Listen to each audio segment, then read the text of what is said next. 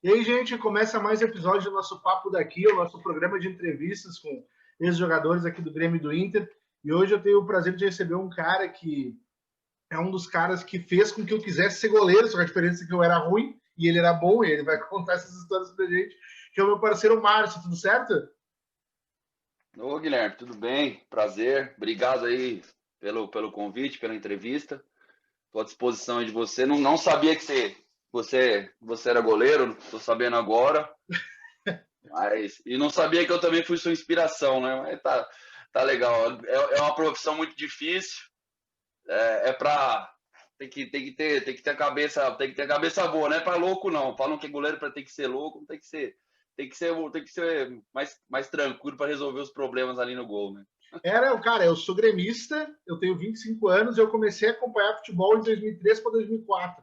E tu e o Tavarelli, os goleiros do Grêmio em 2004. Como eu queria ser goleiro, então vocês acabaram sendo as referências que eu tinha naquela época, mas obviamente, como eu disse, eu era ruim não deu certo. Né? Mas a ideia, aí que surge, por isso que É, tu e o Tavarelli, que eu também tive o prazer de conversar, foram os caras que me sim, inspiraram, sim. porque eram os goleiros do Grêmio. Tavarelli é um cara sensacional, é um cara que eu tive o prazer de trabalhar junto, né? De conhecer, de conviver. É um cara sensacional, uma grande pessoa, um cara vitorioso, né? Vitorioso e não tenho o que falar sobre ele, não. É um grande amigo que eu fiz na bola. Faz tempo que eu não falo com ele, né? Por causa da distância, a gente acaba não mantendo sempre contato com os amigos, mas é um grande amigo que eu fiz no futebol.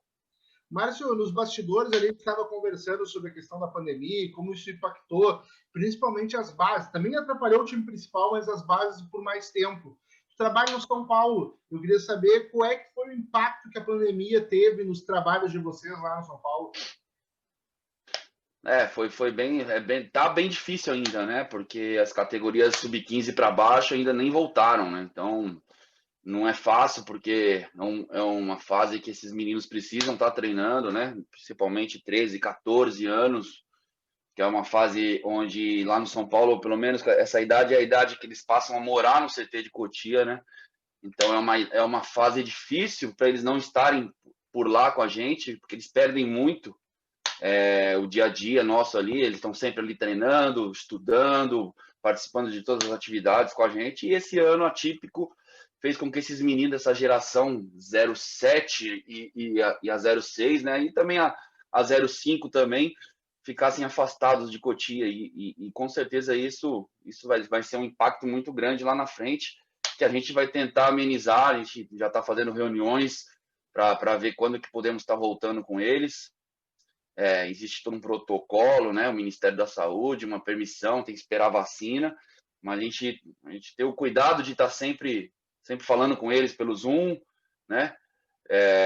Pelo WhatsApp, acompanhando. Tem pedagogo, nós temos pedagogo, nós temos assistente social que está sempre próximo da família, mas é um momento difícil, principalmente para esses meninos. Já a categoria sub-17 para cima, sub-17 sub-20 voltou, né?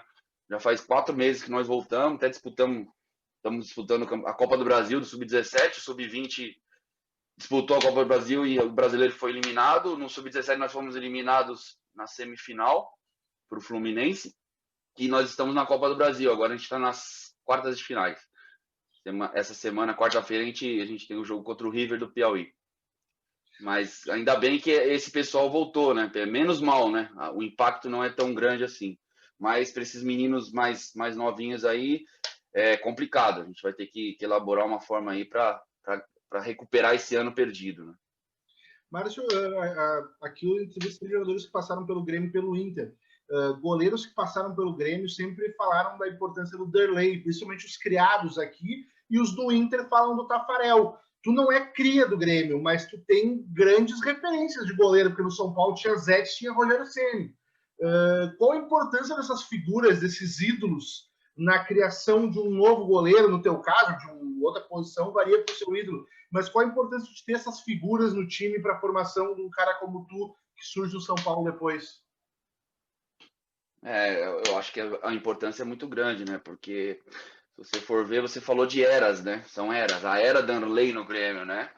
É uma era, né? Porque goleiro antigamente, hoje é mais difícil você manter um goleiro durante tanto tempo. Você vê o Marcelo Groi, é um goleiro histórico do Grêmio, mas que já não está mais no Grêmio, né? Rogério Ceni passou a vida inteira no São Paulo, Zete praticamente a vida inteira no São Paulo. Então a gente é de uma época, né, que se falava de eras, de goleiro, principalmente de goleiros, né?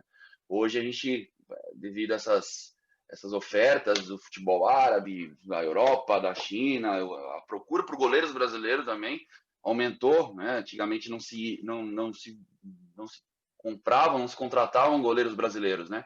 Acho que o Tafarel foi um dos poucos que foi para a Europa, né? Agora já não, agora já se procura muito goleiro brasileiro, então você não consegue dar uma sequência muito grande do goleiro numa equipe, né? E essa é uma referência muito, muito boa, né? Você vê, você falou do Zete e do Rogério Ceni. O Zete, eu vi ele como eu sempre fui torcedor do São Paulo, então eu tinha ele como eu era fã número 1 dele, né? E depois com o Rogério Ceni eu convivi com esse cara, né, cara? Convivi muito tempo com ele.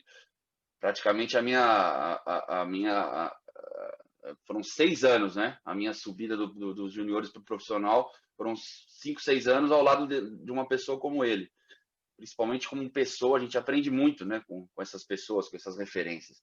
E eu acho muito importante, principalmente o goleiro, eu gostaria que voltasse isso, nessa era de goleiros. E isso, infelizmente, acabou devido à oferta e procura, né? Estão procurando muito mais do que antes. O papo daqui, a ideia é falar sobre a passagem tua aqui pelo Grêmio. Eu queria saber, primeiro, como é que surge a proposta do Grêmio na tua carreira. Tu vem para cá em 2004. Como é que chega essa proposta para tu vir jogar aqui? Eu era jogador de São Paulo, eu disputei o Campeonato Paulista de 2004 pelo Paulista de Jundiaí, uma equipe pequena, e até por coincidência a gente está falando do Zete, o Zete era treinador, e ele era meu treinador na base do São Paulo, e ele me levou para jogar o Paulistão pelo Paulista de Jundiaí, né? E foi uma campanha histórica, né? Nós chegamos na final do campeonato e tiramos o Palmeiras na semifinal com uma disputa de pênaltis, onde eu peguei 2 pênaltis e disputando contra um goleiro como o Marcos ali, eu ganhei muita notoriedade no futebol, as pessoas passaram a me conhecer ali por causa desse campeonato que eu fiz, e surgiram algumas propostas, né? Mas eu era vinculado ao São Paulo e o Grêmio teve esse interesse e acabou negociando o meu empréstimo com o São Paulo. E quando eu soube, cara, pô, você jogar no Grêmio, numa das melhores equipes do mundo, para mim, eu lembro como se fosse hoje eu chegando no Olímpico, né? Inclusive tava com meu pai, chegando no estádio e vendo, eu vou jogar aqui, cara, não tô acreditando aí, sentei, assinei contrato, levei uma camisa para o hotel onde eu estava, né, hospedado na época, e realmente eu não estava acreditando de estar assinando contrato com uma equipe como o Grêmio. Apesar de eu estar vindo do São Paulo, mas eu estava chegando no Grêmio para disputar a posição, né? Para disputar a posição como titular.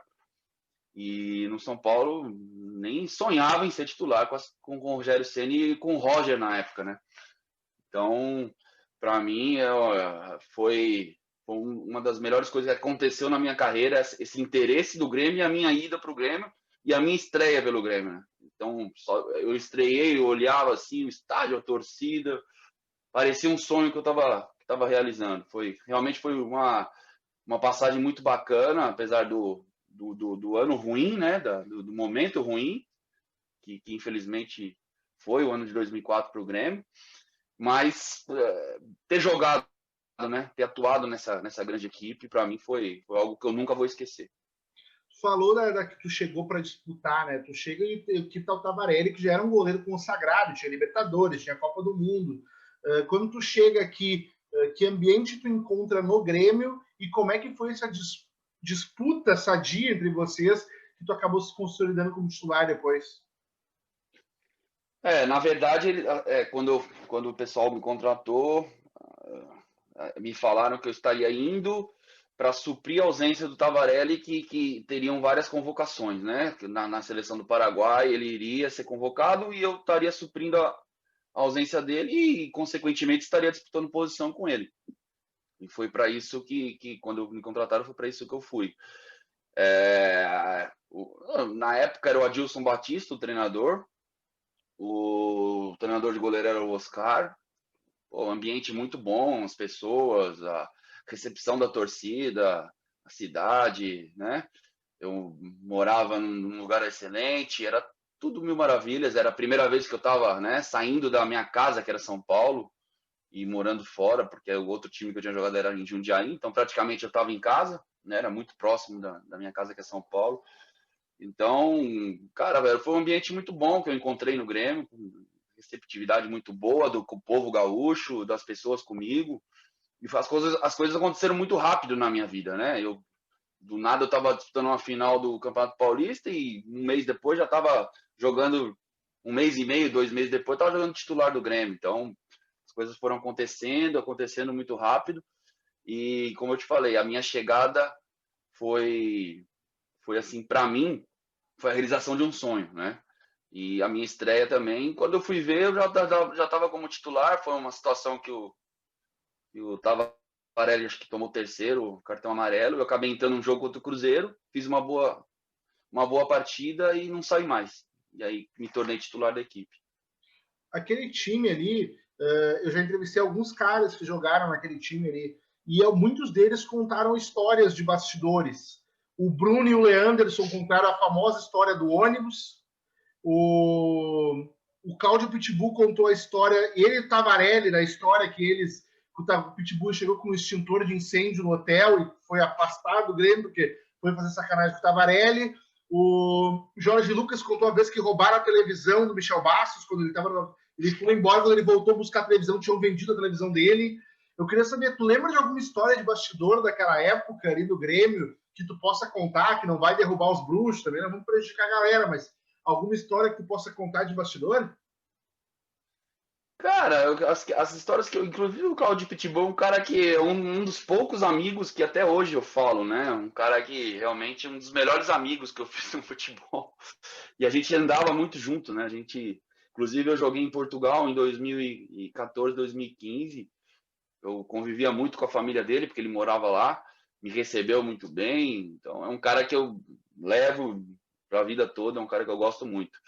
E essas histórias que eles contaram realmente são as que eu estou lembrando agora aqui.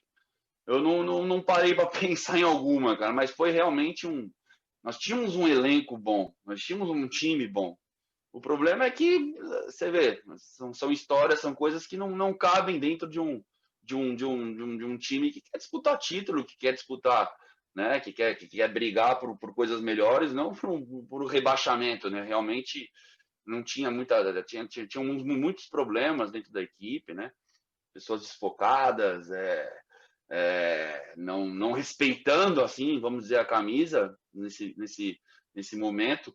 Eu acho que quando você vive um momento desse, você tem que estar focado para poder resolver o problema, para tirar o time dessa situação.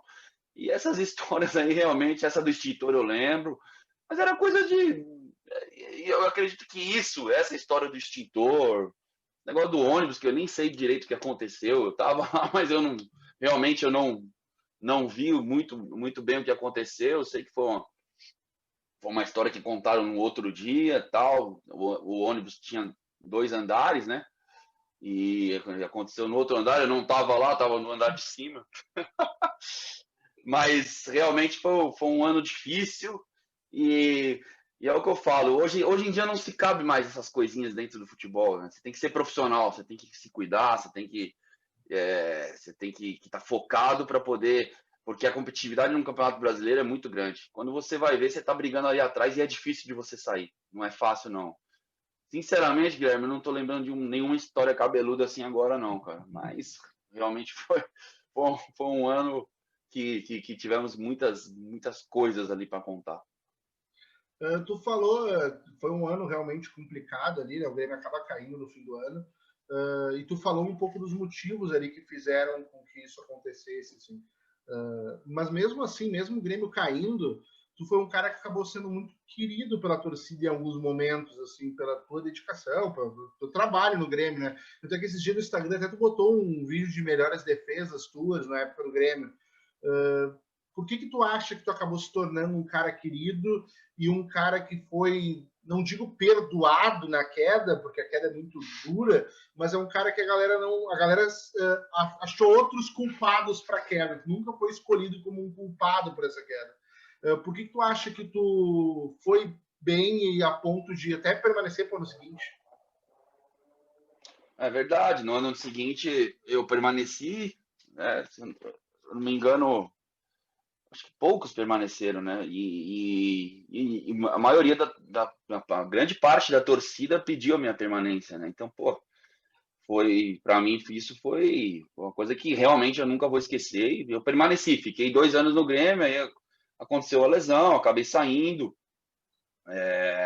Ainda não sei, até hoje não sei muito bem os motivos, mas acabei saindo, retornando para o São Paulo, que era o time que era detentor do meu passe, né, que era o time que eu pertencia. Eu não sei, eu acredito que o ano, né? O ano exigia, o Grêmio precisava de uma pessoa, de um ídolo, de um cara que a torcida abraçasse, e estava carente disso naquele momento, né? Acredito que por alguns jogos ou algumas atuações que eu tive, alguns momentos aguerridos dentro de campo, eu possa ter ganhado essa credibilidade com o torcedor. Mas ano de queda, né, de time grande, são anos complicados, como você falou. Poucos se salvam, até quase sempre, você mesmo sendo salvo, você é sempre lembrado por isso, né? Então é muito ruim para a carreira do jogador isso. Mas, como eu te falei, eu fiquei muito honrado de ter permanecido, acabei ficando no outro ano e disputei o Campeonato Gaúcho e a Copa do Brasil. Eu estava começando a Série B, aí acabei me lesionando e acabei saindo do Grêmio e voltei para o São Paulo. Mas eu acredito que seja isso, Guilherme, por ser um ano difícil, onde se busca o torcedor que é fanático, que está sempre no estádio, busca um ídolo, uma pessoa para, né, para tentar levar o time, para ajudar, para que seja aguerrido, principalmente no Grêmio, né? O Grêmio e Inter, que são copeiros, né? Principalmente o Grêmio, que é copeiro. Precisava de um jogador dentro de campo assim, e eu acredito que eles, em algumas situações, eles viram isso em mim. Tu falou do ano da Série B ali, que tu não termina a temporada, antes um pouco o Mano Menezes acaba te afastando e tu é devolvido para São Paulo. E aquele ano o Grêmio também tinha contratado Eduardo e te vinha surgindo Galato, Andrei, que vai embora, o próprio Groy está no banco já na final da Série B, na Batalha dos Aflitos. Até hoje nunca te explicaram assim, o motivo e tu queria ter permanecido naquele ano, ter terminado a temporada? Queria, sim. Eu já estava com uma lesão no joelho, eu estava jogando o Campeonato Gaúcho já com uma lesão de menisco, que inclusive depois eu acabei fazendo a cirurgia no São Paulo e constatou que eu tive um problema no cruzado, né, que foi muito mais grave do que se pensava, tanto que me deixou afastado 6 a 7 meses depois disso. Mas eu gostaria de ter ficado, com certeza. Eu não sei os motivos, acredito que seja por algumas coisas, o meu jeito de ser na época, né? Não sei, não agradava a todos e não devo ter agradado na época o Mário Sérgio, o Mano Menezes, e eles resolveram fazer essa lista, né? E me incluíram. Eu realmente me pegou de surpresa no dia, né? Que me chamaram na sala.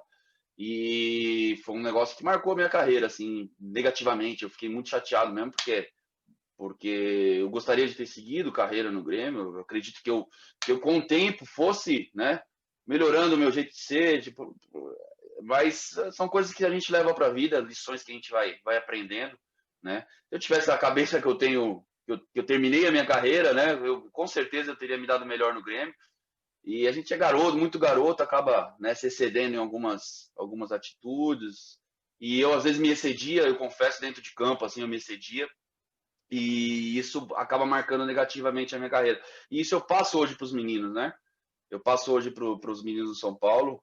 Essa experiência que eu tive, então eu procuro passar os pontos positivos da minha carreira e sempre contar esses pontos negativos para que eles não façam, que eles façam justamente ao contrário.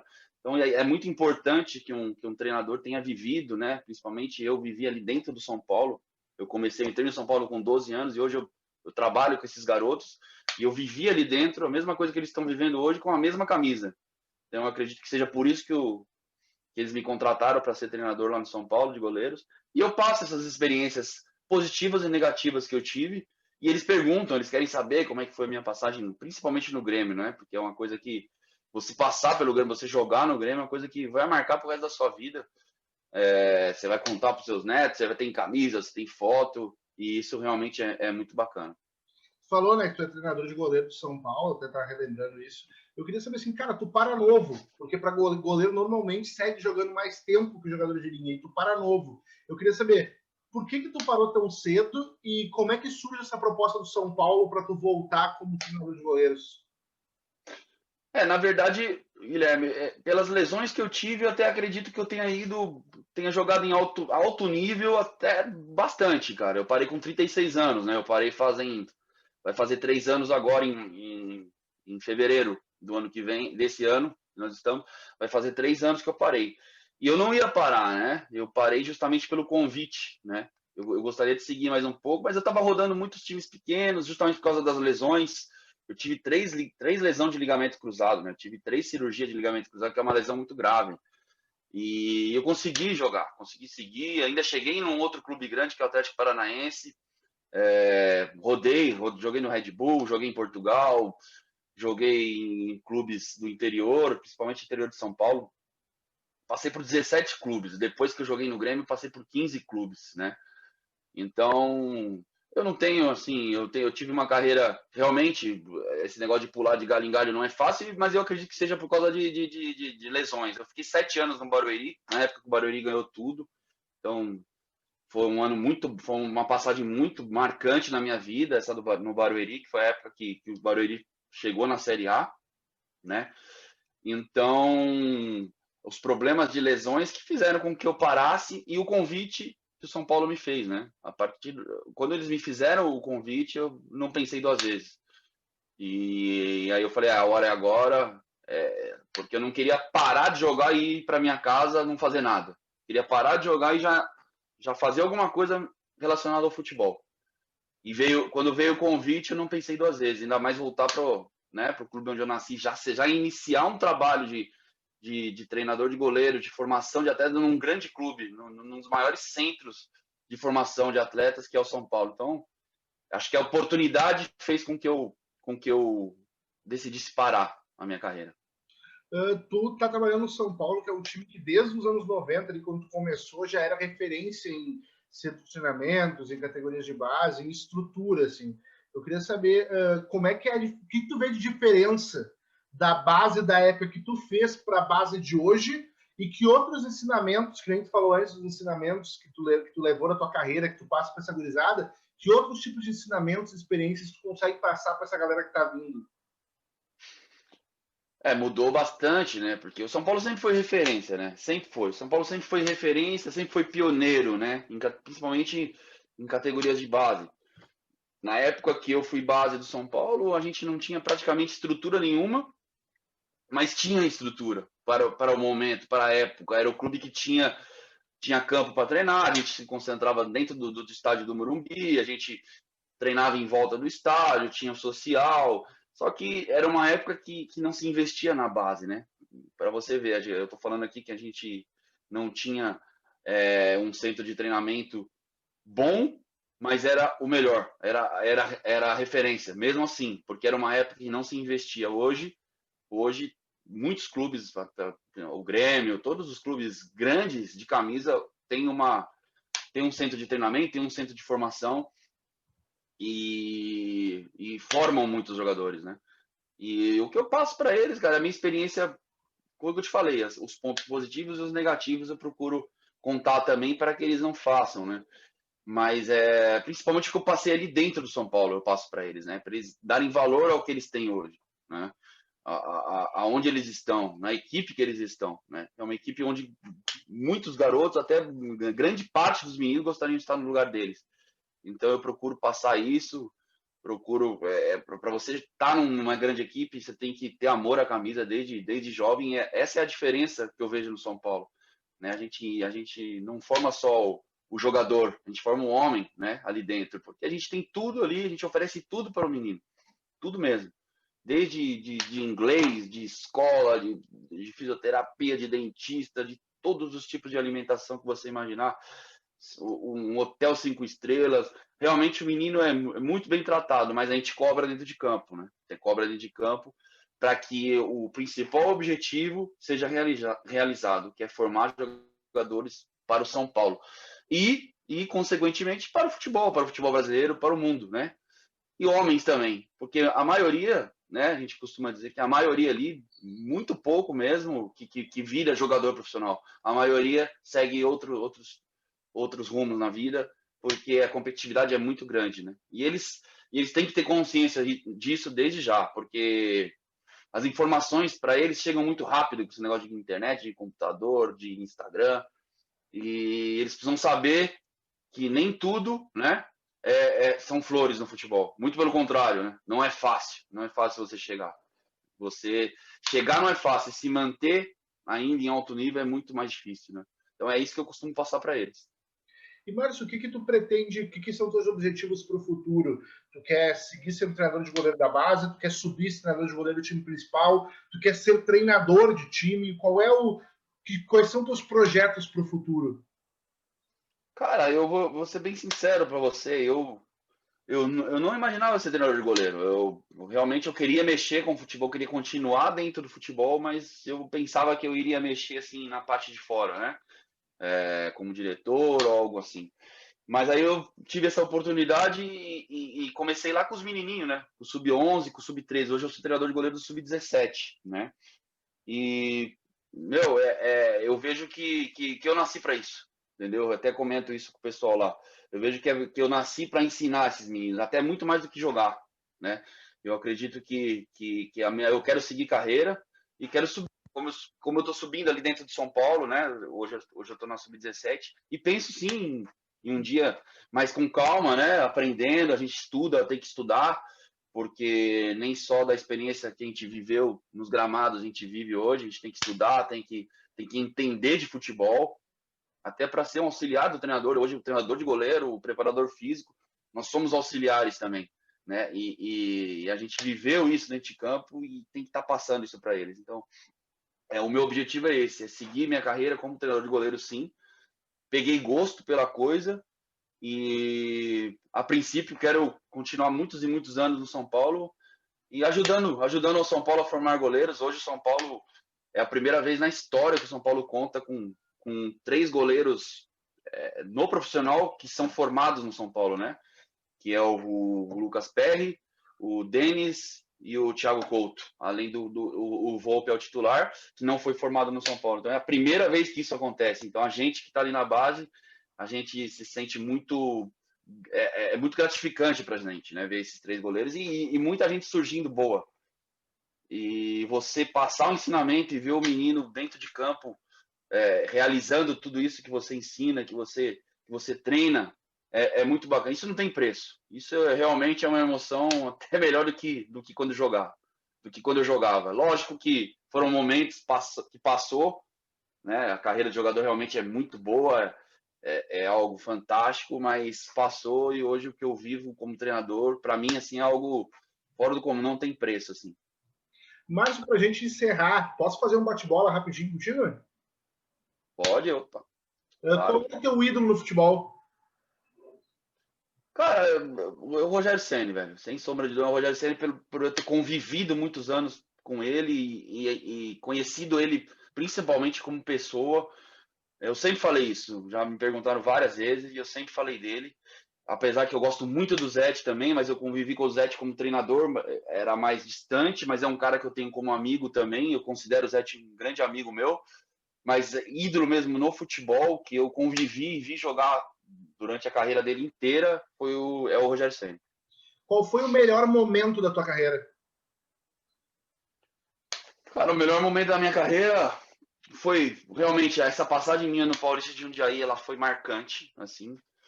O momento que eu fui contratado pelo Grêmio, realmente foi um momento que eu nunca vou esquecer. Fui contratado pelo Grêmio. A minha estreia, né, no Olímpico, putz, é um negócio assim fora do comum que eu nunca esqueço. Eu lembro desse dia como se fosse agora, assim, na minha frente. O Grenal, você jogar Grenal, cara, isso aí para mim é também um momento marcante, você participar de um Grenal, né? Essa passagem minha no Barueri realmente foi um momento muito bom, assim, em termos financeiros, foi o melhor momento financeiro da minha vida, foi dentro do Barueri, por incrível que pareça, foi um momento que a gente venceu tudo ali dentro, o time começou do nada e de repente já estava na Série A do Brasileiro, e eu participei de algumas dessas conquistas, principalmente o acesso à Série A, né? E, cara, assim, minha ida para Portugal foi uma experiência muito bacana. Acho que são momentos, né? Que a gente nunca esquece. Porque às vezes as pessoas lembram só dos momentos ruins, mas a gente que viveu, as pessoas que estão mais próximas da gente, lembram da gente nos momentos bons, né? E é isso que fica, né? Os momentos ruins servem como aprendizado, né? E todos vão passar. O Grenal é o clássico mais disputado do país? Cara, é o mais marcante, né? O mais emblemático, né, cara? Apesar que aqui nós temos São Paulo e Corinthians, São Paulo e Palmeiras, São Paulo e Santos, mas você vê, eu falei de 3, né? São 4 times grandes. Agora o Grenal, o Grêmio, o Inter, cara, você mobiliza uma cidade, né? Uma cidade que de um lado é vermelho e do outro lado é azul. Você não pode vestir o vermelho do outro lado e você não pode vestir o azul do outro. Eu lembro a minha estreia, eu estava falando da minha estreia, eu estreiei com uma luva com a palma vermelha e eu não tinha noção ninguém me falou nada. No outro dia, tinha uns 5, 6 torcedores lá no suplementar, lá me chamaram, até me elogiaram pela partida, mas pediram para eu não usar mais a luva. Eu acatei e não usei mais a luva, nem para treinar. Falei até com o fornecedor na época de luva, falou, não me manda palma vermelha, que aqui não dá, cara. Então, eu joguei um clássico bacana, que foi o Atletiba e o Repá, né? O Repá, eu participei do Atletiba e o Repá, que é o Remy Paysandu também, que, cara, é algo assim fora do comum. Mas igual o Grenal não tem. Não tem, realmente não tem. É o clássico dos clássicos mesmo, não tem igual. Qual era o atacante mais difícil de tu defender? Quando o cara chegava na tua frente, que era complicado. Nossa, cara, eu vou te falar de um cara, eu acho mais fácil a gente falar de pessoas que a gente treinou, né? Não que a gente jogou, porque jogar você. Eu joguei contra o Neymar, eu tomei 2 gols do Neymar numa partida que, cara, o gol que ele fez, ele deu 2 chapéus no cara, e aí na hora que eu saí, ele tirou. Isso ele estava começando na carreira dele, isso foi em 2010, muito novinho, e ele já tinha esse talento todo, né? Então é um cara que com certeza chega na sua cara, você já fica. Caramba, é o Neymar, né, cara? São jogadores como esses que decidem que são os mais difíceis, mas eu treinei com 2 caras que assim, fantásticos, que era o França e o Luiz Fabiano, cara, que eram 2 caras que em finalização, que em treinos que coletivo, eles tinham uma facilidade para fazer gol assim absurda, cara. Então, eu acho que os 2 jogadores que eu tenho orgulho de ter jogado junto, assim, foi o Luiz Fabiano e o França, né, cara? Assim, ter jogado junto e ter treinado. Você perguntou de dificuldade, eu acredito que dificuldade para defender mesmo esses 2 caras. Mas aí eu joguei contra o Ronaldo, joguei contra o Ronaldinho Gaúcho, joguei até contra o Romário. Não tomei gol desses caras, eu posso dizer isso, né? Mas é difícil a gente falar de caras que a gente joga pouco, com poucas vezes, né? Por exemplo, se for o Darley, com certeza ele vai te dizer, porque ele teve muito mais jogos dentro do Grêmio do que eu. Eu tive muitos problemas na minha carreira, né? Então eu joguei em clubes pequenos, grandes, depois eu ia para um time pequeno, médio. Então não era fácil você estar jogando toda hora com caras fenômenos assim, né? Agora, se você perguntar para um Klemer, para um Darley, né? Esses caras que tiveram uma carreira longilínea em grandes clubes, com certeza eles vão cravar alguém assim, tipo um Ronaldo Fenômeno, alguém. Mas França e Luiz Fabiano, realmente, esses caras são fora de série. Assim, para fazer gol, era fora de série. Tu falou antes de momentos marcantes da tua carreira. Tem alguma partida, algum jogo que tenha ficado marcado em ti, assim, que tu lembra até hoje, que foi uma partida que, assim, foi perfeita, que deu tudo certo, que tu fez um grande jogo, que foi, assim, aquele jogo que ficou marcado como, sei lá, um dos melhores, se não o melhor jogo da tua vida? Cara, teve um, né? Se você tá perguntando de um, teve um que foi Paulista de Jundiaí e Palmeiras, né? Foi 3-3 esse jogo. Foi para decisão de pênalti. Um jogo que realmente não dá para esquecer. Se tiver que pensar em algum jogo para eu ver, eu pegar, escolhe um jogo seu para você ver na televisão hoje, Márcio. Com certeza é o 3-3, São Paulista de Jundiaí e Palmeiras, que realmente foi um jogão, que dá para você ver várias vezes pela emoção que foi o jogo, e a gente acabou passando para a final, né? E eu acabei pegando 2 pênaltis, então é um jogo que eu não esqueço, assim, cara, eu não esqueço. E qual foi o melhor treinador que tu teve assim na tua carreira? Eu trabalhei eu tava um dia passando assim numa lista, os caras que eu trabalhei, realmente foram muitos treinadores bons, né, cara? Muitos treinadores de nome, mas um cara que eu trabalhei pouco, mas realmente não é nem puxando o saco de vocês aí, mas é verdade mesmo, é o Renato Gaúcho, cara. O Renato Gaúcho, ele é diferente. Eu trabalhei com ele no Atlético Paranaense. É um cara diferente. É um cara que agrega demais, é um cara que o vestiário dele é muito bom, e ele tem um auxiliar muito bom, né? Que é o Alexandre. E eu acho que isso que faz com que ele esteja tanto tempo vencendo, esteja no Grêmio, sempre cotado para estar em seleção.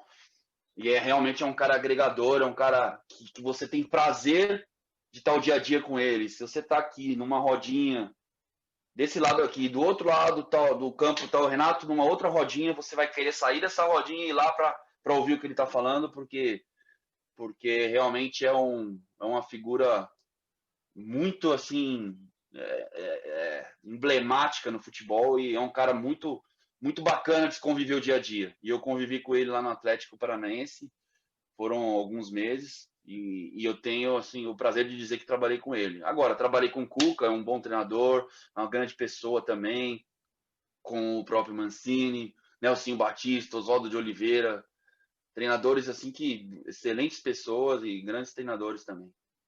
E qual foi o treinador que mais pegou no teu pé? Cara, que mais pegou no meu pé, velho. Que mais pegou no meu pé, assim.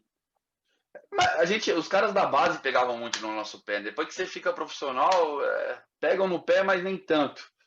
Mas mais no interior, cara. O Toninho Cecília, não sei se você conhece o Toninho Cecília. O Toninho Cecília é um cara que pega muito no pé, cara. Ele é mais rodado aqui no interior de São Paulo. É um cara que pega no pé, mas é um cara bacana também. Pega no pé de todo mundo, mas fora de campo é um grande amigo, uma moça, como é que se diz? É uma menina assim, fora de campo, assim, tão tranquilo que ele é. Agora, dentro de campo, o cara é o bicho, velho. É o bicho e também foi um momento muito bom que eu tive no Barueri com ele. Uma campanha excelente. A gente acabou ficando em terceiro lugar no Campeonato Paulista. É um treinador que acredito que por ele ser desse jeito, às vezes ele não tenha chegado numa grande equipe ainda. O futebol te deixou mais bonito? Eu acho que o tempo me deixou. Eu acho que o tempo, viu, Guilherme? Eu costumo falar isso principalmente para os meninos lá do São Paulo. Os caras, você era feio, hein, Marcos? Aquele cabelinho seu, pelo amor de Deus. Velho. Para alguns, meus amigos, o tempo faz mal, né? Para a grande maioria, o tempo faz. Para mim, o tempo fez bem, eu falo para eles. Eles dão risada. Mas futebol, cara. Futebol, vou te falar, velho, não é fácil, não, cara. Futebol, depois que você para, você começa a ver os problemas, você tem que começar a ir no médico, tem que começar a ver o coração, a pressão, né?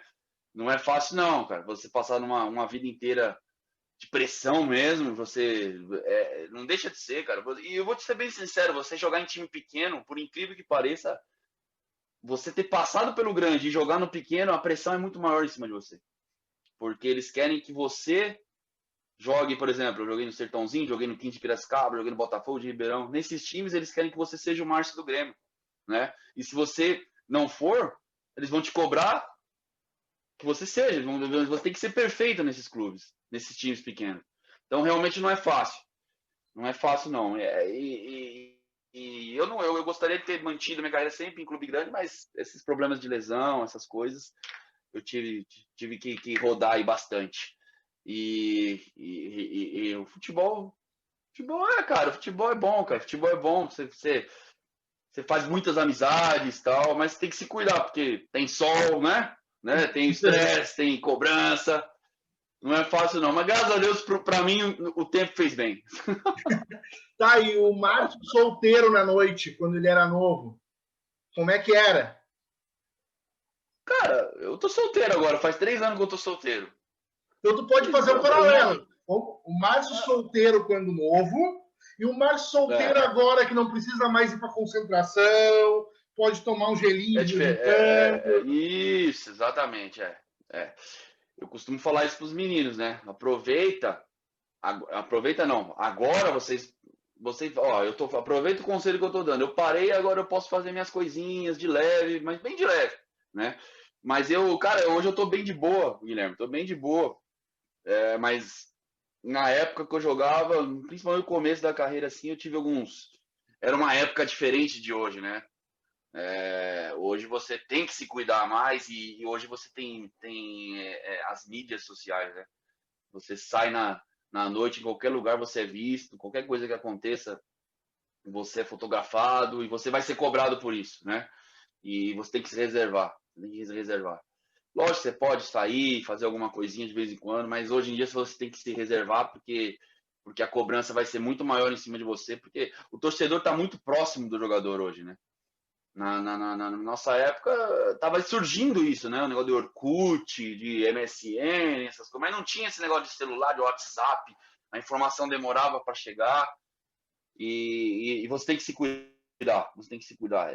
Cara, eu sou bem tranquilo hoje, eu procuro ficar em casa de boa, mas gosto de fazer as minhas coisinhas mais em casa. Principalmente com esse negócio de pandemia, eu tenho meus pais idosos aí, tem que tá cuidando deles, e é isso que eu aconselho os meninos hoje.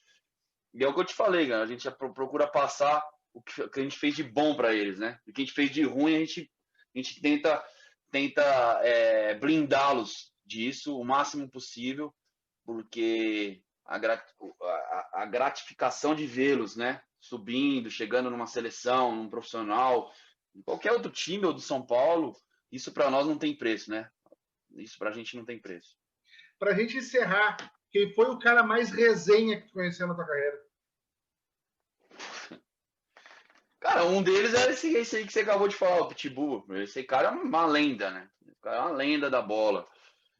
Mas eu não sei se vocês lembram, você deve lembrar, lógico, o André Luiz, o que deu o cartão pro juiz. Esse cara não tem igual, velho. Esse cara, você dói até o maxilar de tanto rir quando você convive com um cara desse. Ele é muito resenha, é uma lenda também. O Amaral também vou te falar, cara. O Amaral é muita história, mas eu conheci bastante cara resenha, cara. O Amaral realmente Tá, tem então umas histórias que. não dá para tu contar uma historinha do Amaral só, então? Uma que não vai ferrar o homem. As histórias do Amaral, a maioria elas são famosas, né? Que é aquela do forró do Gerson, essa daí todo mundo conhece, né, cara? Uma história que eu posso contar do Amaral é que, putz, deixa eu ver se eu posso contar essa. O brabo deixa eu ver se eu posso contar. Não, ele é um cara que era muito bacana, cara, mas uma vez eu morava no mesmo hotel que ele, assim, né? E aí eu tinha muita amizade com ele. Eu era muito amigo dele. Hoje a gente acabou se afastando, mas eu converso com ele de vez em quando, a gente fala por WhatsApp. E ele, Márcio, me ligou, era 2 horas da manhã, 3 horas da manhã. Aí ele me ligou, né? No rádio, né? No Nextel na época. Aí ele me ligou, falou, vem aqui no quarto. Eu falei, para, mano, que vem aqui no quarto, cara. São 3 da manhã, você quer me chamar pro quarto? Tá louco? Que papo é esse, né? E, não, vem aqui, tem duas mulheres, tem uma pra mim, uma pra você. Vem aqui agora. Parece que tá zoando. Sério? Eu peguei e fui, né? Cheguei lá, ele tava dormindo. Ele chegou, Márcio, pô, preenche aquele cheque pra mim lá que eu não tô conseguindo preencher. Era 660 alguma coisa. Ele não tava fazendo. Ele me acordou 3 horas da manhã pra preencher um cheque. Eu falei, Amaral, tá merda, cara. Você tá de sacanagem. E me enganou falando que era mulher, né? E na hora eu fui, né? Mas é uma história que eu lembrei assim rápido, mas não. Essa do forró e gesso todo mundo sabe, né? Do forró do Gerson, né? Que ele conta pra todo mundo, né? Essa aí é a pica. Cara, Peraí que estão desligar. Pronto, desliguei. cara, eu gostaria, cara, de mais uma vez, como eu te falei antes nos bastidores, te agradecer por ter topado participar. Foi, cara, 50 minutos que a gente já está conversando e eu espero que tenha sido tão legal para ti relembrar essas histórias quanto foi para mim ouvir elas pela primeira vez. Isso é muito bacana, faz realmente muito tempo que eu não falo com ninguém assim, pergunta sobre o Grêmio, e é uma história que eu passei, que eu tive, que marcou mesmo, né? Inclusive, eu tenho fotos, eu mostro. Eu tenho orgulho de ter jogado no Grêmio, apesar de ter sido um ano ruim, mas eu me orgulho também de ter renovado após esse ano ruim, eu fiquei lá, então é, lembrar do torcedor gritando o seu nome no estádio antes do aquecimento, né? Isso para mim é algo que vai ficar pro resto da minha vida, que eu conto para os meninos, que eu vou contar para os meus filhos, para os netos. E estar conversando disso com você, relembrando algumas coisas, realmente foi muito bacana. E que fico à disposição quando quiser mais uma vez aí, é só chamar. Não, pode deixar que eu vou chamar sim. E quando o São Paulo vir para cá para jogar um jogo contra o Grêmio ou contra o Inter, ou que tu vir para o Sul, daí a gente marca de se conhecer pessoalmente, comer um churrasquinho, tomar um gelinho. Oh, vamos sim, eu tenho alguns amigos aí, sempre que eu vou, a gente, lógico que tem que fazer o churrasco tradicional. Eu fiz muitos amigos na cidade, realmente vocês são muito acolhedores, é um povo muito bacana. O que eu te falei, eu tenho um amigo até hoje a gente conversa, ele até me zoou muito semana passada por causa do São Paulo e Grêmio, né, cara? E eu tinha certeza que o São Paulo ia passar para a final, certeza absoluta. Ele fez um post e me marcou, falou: você não tinha certeza, eu nem falei com ele. Se ele vê isso aqui, ele vai falar, ele achou que eu nem vi, né, que tinha me marcado, mas realmente fiquei muito bravo com a desclassificação do São Paulo. E ele me zoou, porque semana retrasada, eu tinha falado, 1-0, pô. Vocês acham que nós não vamos reverter? Eu tinha certeza que a gente ia reverter e, você vê, é o tal negócio, o Grêmio copeiro segurou e tá na final de novo, né? Infelizmente. Para nossa tristeza e para alegria de vocês aí. Márcio, muito obrigado, mestre. Valeu. É isso, tamo junto, obrigado. E precisar é só chamar, tá bom, Guilherme? Um grande abraço aí. Um abraço para todo mundo de Porto Alegre. Fica com Deus. Valeu, mano. Boa sorte aí, até mais. Um abraço. Valeu.